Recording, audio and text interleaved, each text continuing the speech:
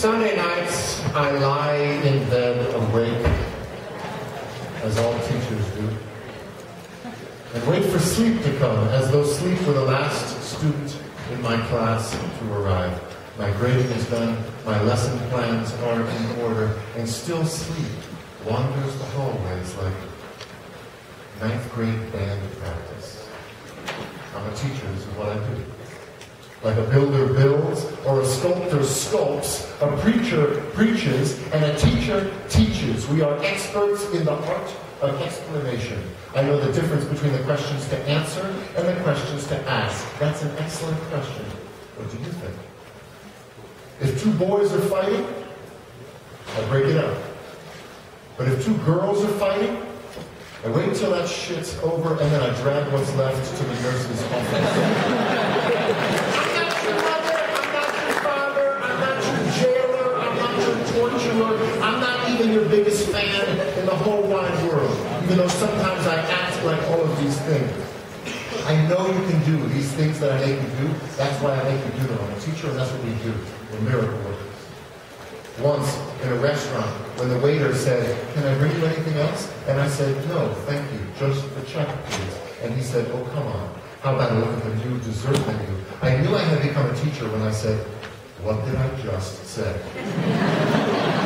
Please don't make me repeat myself. In the quiet hours of the dawn, I write my assignment sheets, and then I print them without spell checking them, because I'm a teacher, and teachers don't make spelling mistakes, do they? So as a matter of fact, the new school dress code will affect all members of the 5th, 6th, and 78th grades. And if you need an extension on your essays examining the pubic wars from a historical perspective, you may have only until January 331st. I hope that's not a problem for anyone. I like to lecture on love. I like to speak on responsibility. At the drop of a hat, I will talk about honor and integrity and the importance of telling the truth always. And when my students say, "Mr. Mali, are we going to be responsible for this?" I say, "If not you, then who? You think my generation is going to be responsible for this? We're the ones who got you into this mess. Now you are our only hope." And when they say, "What we meant, Mr. Mali, is are we going to be tested on this?" I say, "Every single day, like our lives." Once, while a student of mine was digging in her backpack for a pen, I put on the corner of her desk a pen. But she didn't see me do it. So when I walked to the other side of the classroom, and she raised her hand, still not seeing the pen that I had put on her desk, and said, "Mr. Mali, do you mind if I borrow a pen from you?" I went,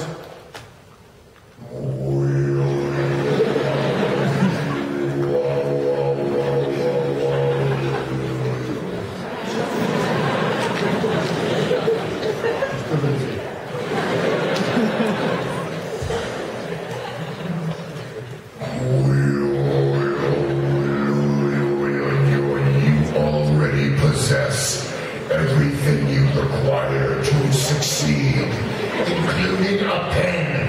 Whoosh.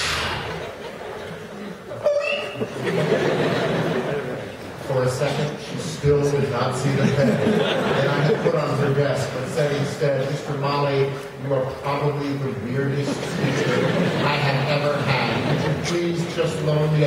Oh my God! All of these definitions of poetry that I found in Google and that English teachers have told me over the years, and I mixed them all up, I made them rhyme, I called it my own. This is plagiarism at its best. Ars Poetica. Anyone who thinks he knows poetry's definition certainly doesn't know it, because the truth is there are as many definitions as there are people who call themselves poets. It's what often was thought, but ne'er so well expressed. The best words in the order is also best. A prayer to the otherwise unprayable, that which is left when all else has ended, the celebration of things only vaguely apprehended. It is the art of saying the unsayable. It's the human expression of life's beautifully complex and deadly futility, or the spontaneous overflow of powerful feelings recollected in times of tranquility. That's Wordsworth. And for what it's worth, he came close to explaining what words can be worth, which is to say you could do worse. You test it on the pulse. It's jazz. the devil's wine with extra sizzle. All poetry is man's rebellion against being what he isn't. For shizzle. It's the rhythmical creation of beauty in words, what ideas would be if they didn't fly like birds. It's a kind of literary mirror, a way to make things clearer. Poetry is both the substance abused as well as the key to recovery. A poem itself is, therefore, a kind of literate act of discovery. I'm not saying I understand it. It's a mystery. Plato was right when he said poetry is nearer vital truth than history. That's truth with a capital T. Not the facts, but the truth as you know it. That's one of the most appealing aspects there is to being a poet. You can rewrite history and make yourself sound smarter than you actually are. You can recast the night sky of your own life and constellate yourself as a star. We are the small gods of our own poems. We fix what cannot otherwise be fixed. We are what is lost in translation, the clear explanation of feelings that are mixed. And just as life would be a tragedy if it weren't so goddamn comical. Poetry is a lot like prose, except somehow more economical. It's what often was thought, but ne'er so well expressed, the best word to the order that's also best, a prayer to the otherwise unprayable, that which is left when all else has ended, a celebration of things only vaguely apprehended. Poetry is the art of saying the unsayable.